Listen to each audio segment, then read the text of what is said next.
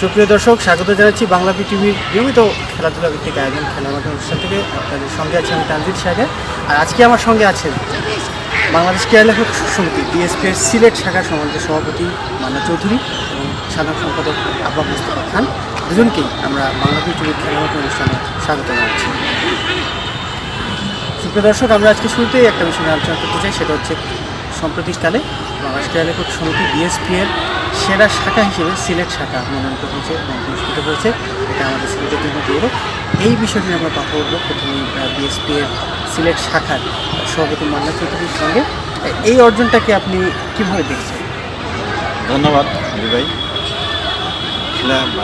আপনি জানেন যে বাংলাদেশ স্পোর্টস প্রেস অ্যাসোসিয়েশন, যেটা বাংলাদেশ ক্রীড়া লেখক সমিতি, সেটার যাত্রা শুরু আসলো 1962 সালে এবং সেই গৌরবময় যাত্রার পথ ধরেই কিন্তু বাংলাদেশ ক্রীড়া লেখক সমিতি, বাংলাদেশ স্পোর্টস প্রেস অ্যাসোসিয়েশন তারা এগিয়ে যাচ্ছে।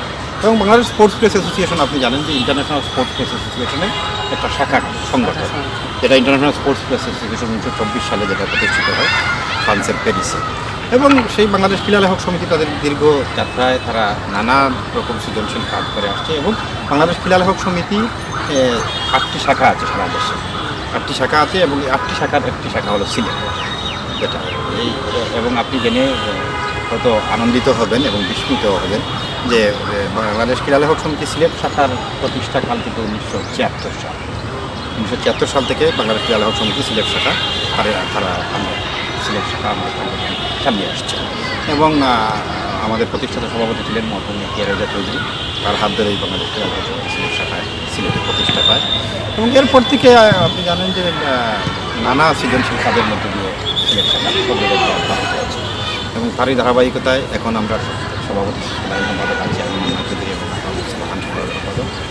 সেই সুদীর্ঘ যাত্রায় কিন্তু আমরা নানা সৃজনশীল কাজের মাধ্যমে সিলেট শাখাকে আমরা এগিয়ে নিয়ে যাচ্ছি এবং স্বাভাবিকভাবেই গত ধরেন 3-4 বছর থেকে কিন্তু সিলেট শাখার অগ্রযাত্রা আরও বৃদ্ধি পেয়েছে এবং নানা রকম সৃজনশীল কাজের মাধ্যমে আমরা এগিয়েছি। আমরা কিন্তু সিলেটে প্রথম মিডিয়া কাপ কিন্তু আমরা করেছিলাম 2014 সালে। সিলেটের ইতিহাসে প্রথম মিডিয়া কাপ ক্রিকেট কিন্তু বাংলাদেশ ক্রীড়া লেখক সমিতি সিলেট শাখায় করেছিল এবং এরপর থেকে আমরা নানা সৃজনশীল কাজের মাধ্যমে আমরা এগিয়ে যাচ্ছি। আপনি জানেন যে সিলেটের ইতিহাসে আমরা সবচেয়ে জাঁকজমক একটা সেমিনার করেছি, আমরা সেটা 2016 সালে সেমিনার করেছি এবং এই সেমিনারে কিন্তু সিলেটের সকল শ্রেণীর ক্রীড়াবিদ, ক্রীড়া সংগঠক ছিলেন এবং তারা তাদের মতামত তুলে ধরেছিলেন। সেটা সারা দেশব্যাপী একটা সাড়া দেখেছে। তারপর আমরা 2018 ফুটবল বিশ্বকাপের সময় আমরা ব্রাজিল আর্জেন্টিনা প্রীতি ম্যাচ করেছিলাম এই মাঠে, আজকে যে মাঠে দাঁড়িয়ে আমরা কথা বলছি। এই মাঠে আমরা ব্রাজিল আর্জেন্টিনা, আমাদের 2 মেয়র প্রার্থী আরিফুল হক চৌধুরী ছিলেন ব্রাজিলের অধিনায়ক এবং বদরুদ্দিন আহমদ কামরান ছিলেন আর্জেন্টিনা দলের অধিনায়ক এবং বিশ্বকাপ শুরুর ঠিক আগের দিন আমরা সেই প্রীতি ম্যাচ করেছি। সেটা ব্যাপক সাড়া জাগিয়েছিল, ফ্লাড লাইটের আলোয় হয়েছিল এই ম্যাচ এবং বিশ্বকাপ উপলক্ষে কিন্তু আমরা 32 পৃষ্ঠার একটা রঙিন একটা ম্যাগাজিন করেছিলাম। সেখানে বিশ্বকাপের ইতিবৃত্ত ছিল, বিশ্বকাপের দলগুলোর পরিচিতি ছিল, সব মিলিয়ে কিন্তু আমাদের এই ম্যাগাজিন এবং এই প্রীতি ম্যাচ কিন্তু সাড়া জাগিয়েছিল। তারপর আপনি জানেন যে আমরা বিভিন্ন সময় ওয়ার্কশপের আমরা আয়োজন করেছি। এমনিভাবে আমরা সিলেটের ক্রীড়াঙ্গনের যারা ক্রীড়াঙ্গনে অবদান রেখেছেন, ক্রীড়াবিদ, বর্তমান, সাবেক এবং ক্রীড়া সংগঠন যারা আছে, তাদেরকে আমরা প্রতি বছর আমরা পুরস্কৃত করি এবং এমনিভাবে আমরা নানা সৃজনশীল কাজের মাধ্যমে আমরা এগিয়ে যাচ্ছি এবং আমি মনে করি আমরা এই যে কাজগুলো আমরা করছি সেই কাজের স্বীকৃতি হিসেবে কিন্তু আপনি জানেন যে বাংলাদেশ ক্রীড়া লেখক সমিতি সেরা শাখার সমিতির স্বীকৃতি পুরস্কার কিন্তু এই বছর থেকেই শুরু করেছে এবং শুরুতেই কিন্তু আমরা বাজিমাত করেছি।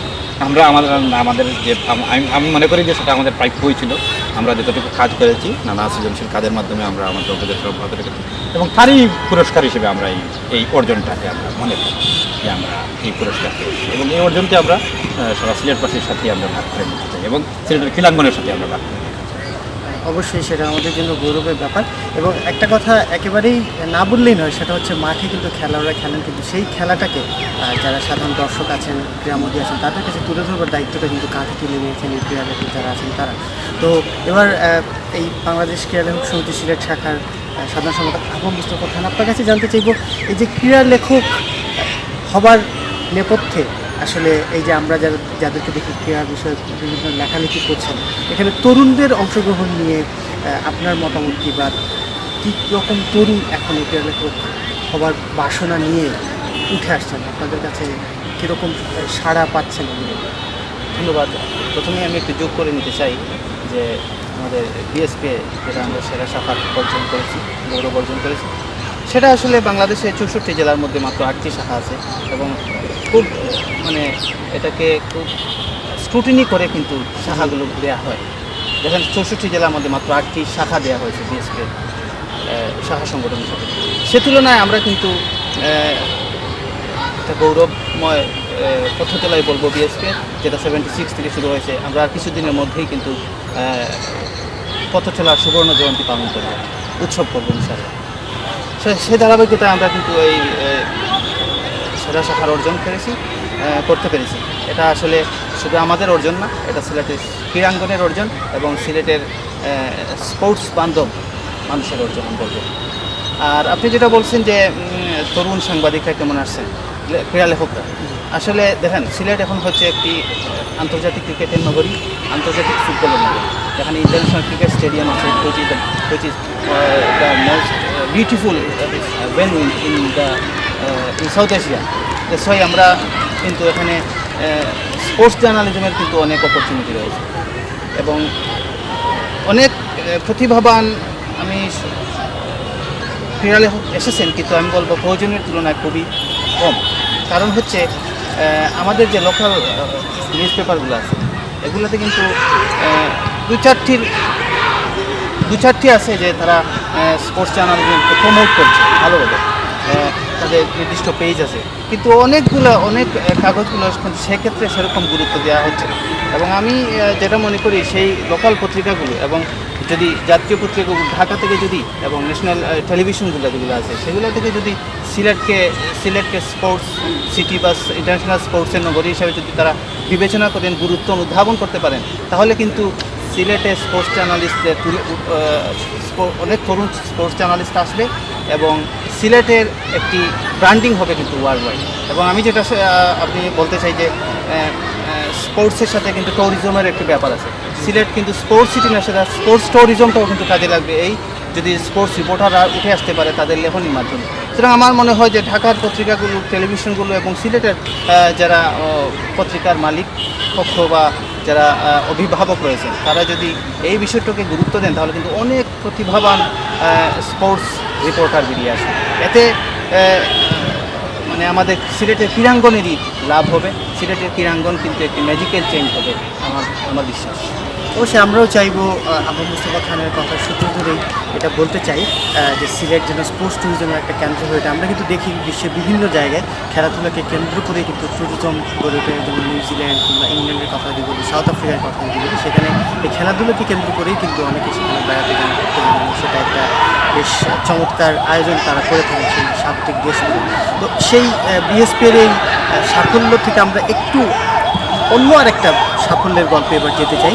বাংলাদেশের ক্রিকেট ইতিহাসের সবচেয়ে বড় সাফল্য এখন পর্যন্ত সেটা হচ্ছে অন্তত 19 বিশ্বকাপের শিরোপা জয়। আমাদের আকবর আলী, সাকিব, তামিমরা আমাদেরকে 19 বিশ্বকাপের শিরোপা এনে দিয়েছেন এবং বৈশ্বিক পর্যায়ে বাংলাদেশের ক্রিকেট ইতিহাসের প্রথম শিরোপা। এই বৈশ্বিক পর্যায়ে বাংলাদেশের প্রথম শিরোপা এবং সেটা অনূর্ধ্ব 19 দলের হাত ধরে। যদি আপনার কাছে জানতে চাইব এই শিরোপাটাকে আপনি কীভাবে মূল্যায়ন করছেন, আর এই শিরোপা যারা আমাদেরকে এনে দিলেন তারা ভবিষ্যতে বাংলাদেশকে একদম সিনিয়রদের ইভেন্টে একটা শিরোপা জয়ের ক্ষেত্রে ভূমিকা রাখার জন্য আর তাদেরকে গড়ে তোলার ক্ষেত্রে কী পদক্ষেপ নেওয়া উচিত বলে আপনি মনে করেন? ধন্যবাদ।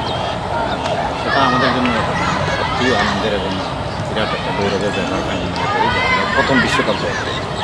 আমরা আমাদের ক্রিকেটের যে এগিয়ে চলা বা আমাদের ক্রিকেটের যে বিকাশ, বেশ কিছুদিন ধরে আমাদের ক্রিকেট যেভাবে এগিয়ে যাচ্ছে সেই হিসাবে কিন্তু আমাদের সাফল্য সেভাবে ছিল এবং নানাভাবে আমরা কিন্তু একেবারে আমরা মানে ফিরে এসে আমাদের তৈরি ডুবেছে অনেকবার। আপনি জানেন যে এশিয়া কাপে আমরা অনেকবার হেরেছি, আমরা 2018 সালে যেটা এশিয়া কাপ ছিল সংযুক্ত আরব আমিরাতের মাঠে, সেটাতেও আমরা ভারতের বিপক্ষে আমরা অনেক ফাইট করে আমাদেরই জেতা উচিত ছিল, সেই ম্যাচটাও কিন্তু আমরা হেরেছি। এভাবে হারতে হারতে আসলে আমাদের, আমি কি বলবো, যে আমাদের আত্মবিশ্বাসের যে জায়গাটা সেটা আসলে অনেকটা ভেঙে পড়েছে। সেই ভেঙে পড়ার মাঝে কিন্তু আমাদের এই যে তরুণরা তারা দক্ষিণ আফ্রিকার মাঠে, আমরা এর আগে অনূর্ধ্ব 19 বিশ্বকাপ কিন্তু আমাদের বাংলাদেশের মাটিতে, সেখানে আমরা সেভাবে বালা করতে পারি। তো দক্ষিণ আফ্রিকার মাটিতে স্বাভাবিকভাবে আমাদের সেরকম প্রত্যাশা ছিল না ছেলেগুলোকে, কিন্তু তারা কিন্তু আমাদেরকে একদম তাক লাগানো পারফরমেন্স করে দিচ্ছে এবং সারা বিশ্বব্যাপী আমি মনে করি যে প্রথম যে মূল যে বিশ্বকাপটা ছিল ওয়ানডে বিশ্বকাপ, বড়দের যে বিশ্বকাপ, সেটাতে আমাদের হতাশাজনক পারফরমেন্স ছিল। সাকিব আল হাসান ছাড়া আমাদের কেউ সেভাবে আলো খাটতে পারেনি এবং এই বিশ্বকাপের পর থেকে কিন্তু আমাদের ক্রিকেটটা অনেকটা প্রশ্ন দিচ্ছে এবং সেই প্রশ্নের জায়গা থেকে কিন্তু আমাদেরকে তারা সরিয়ে এনেছে যুবরা এবং সেটা স্বাভাবিকভাবেই বিশ্বকে ধাক লাগিয়ে দেওয়ার মতো একটা ঘটনা। আমরা ভারতের মতো ক্রিকেট সংস্কৃতি, অনেক পুরনো ক্রিকেট সংস্কৃতির একটা দেশকে আমরা অনূর্ধ্ব-19 বিশ্বকাপের ফাইনালে পদক্ষেপ দিয়েছি এবং আমরা সবাই হয়েছি। এটা আমাদের বাংলাদেশের জন্য অবশ্যই, তবে আমি মনে করি আমাদের জন্য আনন্দের যতটুকু তার চেয়ে কিন্তু আমার চিন্তাও আছে যে আমরা অনূর্ধ্ব-19 বিশ্বকাপ জিতেছি। আমাদের মূল যে টার্গেটটা যে আমরা বড়দের বিশ্বকাপে খেলতে এবং বড় বড় ক্রিকেটের বড় বড় আসরে আমরা চ্যাম্পিয়ন হব, সেই টার্গেট নিয়ে কিন্তু আমাদের এগোতে হবে। কিন্তু আমরা দেখি যে আমাদের জলে পড়ার যে একটা প্রবণতা থাকে, সেই প্রবণতা আমরা ফুটবলে দেখি, আমরা ক্রিকেটে দেখি এমনিভাবে। তো আমি এটাই প্রত্যাশা করবো ক্রিকেট বোর্ডের এবং ক্রিকেট বোর্ড আছে, সেখানে আমাদের নাজমুল হাসান পাপন, তিনি অনেক দক্ষ তিনি আছেন, আরও যারা আছেন যারা ক্রিকেটের সাথে দীর্ঘদিন থেকে জড়িত, তাদের কাছে আমাদের দাবি থাকবে বাংলাদেশ ক্রীড়া লেখক সমিতি সিলেট শাখার পক্ষ থেকে যে এই ছেলেগুলো যাতে জ্বরে না পড়ে, তাদেরকে যাতে দীর্ঘমেয়াদী পরিকল্পনা করা হয়। আপনি জানেন যে এই মাঠে 2016 সালে সাফ চ্যাম্পিয়নশিপ হবে ফুটবলে, সেখানে কিন্তু আমাদের বাংলাদেশ চ্যাম্পিয়ন হয়েছিল এবং আমাদের সিলেটের সাহাবুদ্দিন ছিল এবং বিভিন্ন শাওন ছিল, নিপু ছিল, তারাও কিন্তু এই টুর্নামেন্টে দারুণ পারফরমেন্স করেছে এবং তাদের হাত ধরেই কিন্তু আমরা সাফ চ্যাম্পিয়ন হই। কিন্তু এরপর থেকে কিন্তু এই দলটাকে আর খুঁজে পাওয়া যায়। তো আমি মনে করি যে আমরা অনূর্ধ্ব-19 বিশ্বকাপ চ্যাম্পিয়ন হয়েছি, সেটা আমাদের জন্য বিশাল একটা ব্যাপার। আমাদের এই অর্জনটাকে ধরে রাখতে হবে, এই ছেলেগুলোকে ধরে রেখে এবং তাদেরকে দীর্ঘমেয়াদী পরিকল্পনা করতে হবে, তাদেরকে দেশে কাজে লাগাতে হবে। দরকার হয় আমরা দক্ষিণ আফ্রিকার মতো কঠিন কন্ডিশন থেকে আমরা বিশ্বকাপ জয়তা এসেছি, আমরা দরকার দক্ষিণ আফ্রিকা, অস্ট্রেলিয়া, ইংল্যান্ডে যদি তাদেরকে নিয়ে আমরা তাদেরকে পরিকল্পনা সাজাই, ওই জায়গায় রেখে তাদেরকে আমরা করবো, বা দেশেও যদি আমরা ওই দেশগুলোর মতো যদি আমরা তাদেরকে সাপোর্ট দিতে পারি, এবং এই কাজটাই কিন্তু এখন সময়ের তাদেরকে ধরে রাখতে হবে। এবং আমি মনে করি তাদের হাত ধরেই 2023 না হোক 2027 হয়তো আমরা একটা আরও বড় চমক আমাদের জন্য হয়তো অপেক্ষা করছে। আমরা হয়তো আমরা হয়তো বড়দের বিশ্বকাপটা আমরা পেতে পারি, তাদেরকে ধরে রাখতে হবে এবং সেটা ক্রিকেট বোর্ডকেই করতে হবে, পরিকল্পনা করতে হবে। অবশ্যই সেটা আমরা প্রত্যাশা করি যে ক্রিকেট বোর্ড এই তাদের যত্ন করবে। বিশেষ করে অন্যান্য দেশের দিকে যদি তাকাই, আজকে যে বিশ্ব ক্রিকেটের মহাতারকা বিরাট কোহলি কিংবা জরুর, কেন উইলিয়ামসনের কথা যদি বলি, তারাও কিন্তু এইভাবে বয়সভিত্তিক দল থেকে উঠে এসে বিশ্বমঞ্চে এখন আলো ছড়াচ্ছেন। আমরাও প্রত্যাশা করবো আমাদের অনূর্ধ্ব-19 এই ক্ষুদে ক্রিকেটাররা একসময় বিশ্বমঞ্চে আলো ছড়াবেন। তো এক্ষেত্রে আবু মুস্তফা খান, আপনার কাছে একটা বিষয় জানতে চাইব যে এই যে আমরা দেখতে পাচ্ছি এদের নিয়ে অনেক মাতামাতি হচ্ছে গণমাধ্যমে এবং অনেককে প্রচুর পরিমাণ সংবর্ধনা দেওয়া হচ্ছে, তাদের বয়সের তুলনায় এই যে মিডিয়ার সামনে যতখানি তারা প্রকাশিত হচ্ছেন বা মিডিয়া তাদের নিয়ে যত বেশি মাতামাতি হচ্ছে, এর প্রভাবটা আসলে তাদের উপর কেমন পড়তে পারে বলে গণমাধ্যমের একজন দায়িত্বশীল মানুষ হিসেবে আপনার কাছে মনে হয়? ধন্যবাদ, খুব গুরুত্বপূর্ণ একটি কথা বলেছেন আপনি। আসলে দেখেন, এই যে বিশ্বকাপ অর্জন, এটা আমাদের জন্য অনেক গৌরবের। তো আমার কাছে মনে হয় এটা একটা আশঙ্কা। কারণ এই যারা those who are players of under-19 cricket, তাদেরকে যেমন দেখেন আমাদের সিলেটের তানজিম হাসান সাকিব, সে সিলেটে আসার পর তাকে যেভাবে রিসিভ করা হচ্ছে, স্বাভাবিকভাবেই এটা একটা রিসিপশন থাকবেই। কিন্তু এরপরে যা হচ্ছে, তাকে যে এই ফুটবল টুর্নামেন্ট উদ্বোধন, এই ক্রিকেটের উদ্বোধন, এই বিভিন্ন প্রত্যন্ত অঞ্চলে বিভিন্ন মাঠে বিভিন্ন পাড়াগায়ে অনেক একটি অবস্থা সৃষ্টি হয়েছে যে তাকে লাগবেই। কিন্তু আমার প্রশ্ন হচ্ছে, তাকে নিয়ন্ত্রণ করবে কে? তার তো একজন নিয়ন্ত্রক প্রয়োজন। সে বিশ্বজয়ী টিমের সদস্য, তাকে তো নিশ্চয়ই বিসিবি থেকে তার একটা কন্ট্রোলিং থাকা উচিত। না হলে সে কিন্তু তার কন্ট্রোল হারিয়ে ফেলবে, তার যে একটা মাইন্ডসেট আছে সেটা কিন্তু হারিয়ে ফেলবে, তার যে একটা কমিটমেন্ট আছে সে কিন্তু আত্মতৃপ্তিতে ভুগতে পারে যে কারণ এখন তো সে এখনও টিনেজ, সুতরাং তার মানসিক একটি সাপোর্ট প্রয়োজন, তাকে কাউন্সিলিং প্রয়োজন, তার নার্সিং প্রয়োজন। কিন্তু আমরা যেটা দেখছি যে এই যে অবস্থা, তার বিভিন্ন এলাকায় যেতে হচ্ছে, বিভিন্ন টুর্নামেন্টে যেতে হচ্ছে, বিভিন্ন উদ্বোধনী অনুষ্ঠানে যেতে হচ্ছে, সেটা কিন্তু আলটিমেটলি তার জন্য ভালো ফল বয়ে আনবে। সেজন্য বিসিবির একটি কন্ট্রোলিং থাকা উচিত। বিসিবি যেমন সিলেটে কিন্তু বিসিবির 64 জেলায় কিন্তু তাদের সেল আছে বা কাঠামো আছে, কোচ আছে। সুতরাং এদের মাধ্যমেও তাকে একটি কন্ট্রোলিংয়ের মধ্যে আনা উচিত। না হলে এরাও এক সময় যে আন্ডার 16 সাফ চ্যাম্পিয়নশিপে যারা ছিল, দেখেন এক সাদ ছাড়া কিন্তু আর কাউকে কিন্তু খুঁজে পাওয়া যাচ্ছে না। একদিন দেখবেন এই সাফ আন্ডার 16 টিমের মতো ওরাও একদিন হারিয়ে যাবে যদি তাদেরকে কন্ট্রোলিংয়ে না আনা হয়। আর আরেকটা বিষয় হচ্ছে যে আমি তো মনে করি যে তারা বিশ্ব জয় করেছে, তাদের মধ্যে অনেককে ফার্স্ট ওয়ার্ল্ডের বিভিন্ন কান্ট্রিতে সাউথ আফ্রিকা, অস্ট্রেলিয়া, নিউজিল্যান্ড, ইংল্যান্ডে পাঠানো উচিত দীর্ঘমেয়াদী প্রশিক্ষণ। সুতরাং তারা যখন জাতীয় দলে আসবে তখন তারা কিন্তু একটি শক্ত ভিত্তির উপর দাঁড়িয়ে কিন্তু জাতীয় দলে আসবে। এতে তাদের ফার্স্ট ওয়ার্ল্ডের যেমন বাউন্স উইকেটগুলো চেনা হবে, তাদের কন্ডিশন, তাদের ওয়েদার সব কিছুর সাথে তারা খাপ খেয়ে নিতে পারবে। তখন তারা যখন জাতীয় দলে আসবে তখন কিন্তু জাতীয় দলের জন্য আমাদের ন্যাশনাল টিমের জন্য একটি ভালো ফল বয়ে আনবে এবং নিশ্চয়ই আন্ডার 16, আন্ডার 19-এর মতো আমরা একদিন ন্যাশনাল টিমে হয়তো আমরা প্রত্যাশা করি 2027 আমরা জয় করতে পারি, অথবা 2023 তো আছেই। অবশ্যই আমরাও চাইবো যে অনূর্ধ্ব-19-এর এই যে সাফল্যের যাত্রা সেটা অব্যাহত থাকবে এবং শুধু এই ছোটদের বিশ্বকাপটা নয়, আমরা কিন্তু বড়দের বিশ্বকাপটাও জয় করে আনবো। তবে সেক্ষেত্রে অতিথি দুজনের কথা সত্যভাবেই বলতে হয় যে তাদেরকে সেভাবে গড়ে তুলতে হবে, তাদেরকে সেভাবে পরিচর্যার মধ্যে রাখতে হবে এবং অবশ্যই তাদেরকে সেই পথের মধ্যেই যেন তারা থাকে সেটা নিশ্চিত করতে হবে। একবারে শেষ প্রান্তে শেষ প্রান্তে চলে এসে যে কথাটা একটু করতে চাই সেটা হচ্ছে স্থানীয় খেলা নিয়ে। এই মাঠেই কিন্তু আপনার সেখানে দেখতে পাচ্ছি শেখ রাসেল চক্র অনুশীলন করছে। আগামীকাল কিন্তু বাংলাদেশ প্রিমিয়ার লিগ ফুটবলের মধ্যে তারা ঐতিহ্যবাহী ঢাকা মোহামেডান ক্লাবের মুখোমুখি হবে। তো স্থানীয় পর্যায়ে মাঠের খেলাটা একদিন নতুন খেলোয়াড় গড়ে তোলার ক্ষেত্রে কতটুকু ভূমিকা ধন্যবাদ। স্থানীয় পর্যায়ে আপনি যদি দেখেন যে সিলেটের স্পোর্টসটাকে যদি আপনি দেখেন সেটা কিন্তু আসলে টাকা সেটা একটা দেশের স্পোর্টস কিন্তু সারা দেশকে নিয়ে সেটা এবং স্বাভাবিকভাবেই সারা দেশে সেই খেলাধুলা ছড়িয়ে দিতে। আপনি যদি দেখেন সিলেট থেকে আমাদের অনেক আগেও আমাদের অনেক তারকা প্লেয়ার ছিলেন, ক্রিকেট বলেন, ফুটবলে বলেন, অ্যাথলেটিক্সে বলেন, বিভিন্ন খেলাধুলা। তেমনিভাবে এখনও আছেন আমাদের ফুটবলে কিন্তু আমাদের বেশ কয়েকটা ন্যাশনাল টিমে খেলছেন, জাতীয় পর্যায়ে খেলছেন, ক্রিকেটেও আছেন আমাদের রাহি আছেন, এবাদত আছেন, তারা আছেন। তো সব মিলিয়ে আমি মনে করি যে আমাদের সিলেটের যে লোকাল যে স্পোর্টসটা সেটা কিন্তু আরও বিকশিত হয় এবং আমাদের এখানে কন্টিনিউ খেলা হয়। আমরা দেখি যে এক বছরের লিগ, ক্রিকেট লিগ নিয়ে ক্রিকেটারদের আন্দোলন এবং লিগ যে সময় শুরু হওয়ার কথা, ক্রিকেটের যে সময় সেই সময়টায় কিন্তু ক্রিকেট হয়।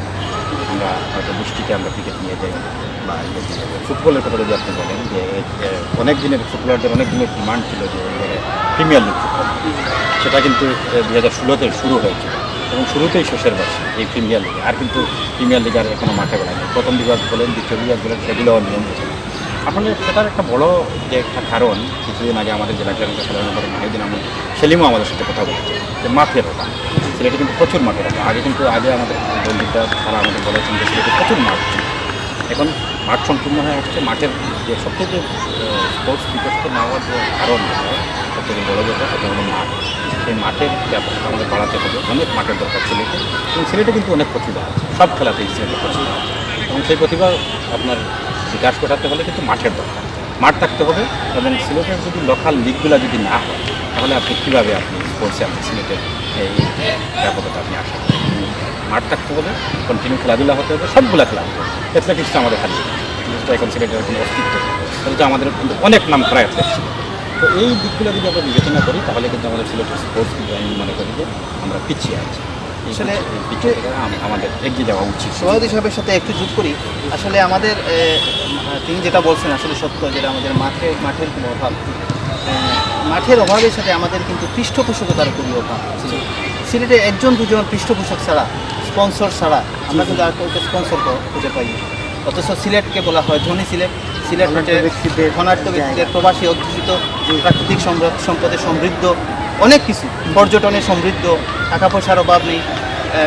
প্রায় 40-45 হাজার কোটি টাকা অলস মানি সিলেটের ব্যাংকে রয়েছে। সুতরাং আমাদের সম্ভাবনা আছে, আমাদের পৃষ্ঠপোষক আছেন, কিন্তু তারা ক্রীড়াঙ্গনে এগিয়ে আসছেন না। তারা এগিয়ে না আসার কারণেই সিলেটের ক্রীড়াঙ্গন কিন্তু ক্রমেই পিছিয়ে যাচ্ছে।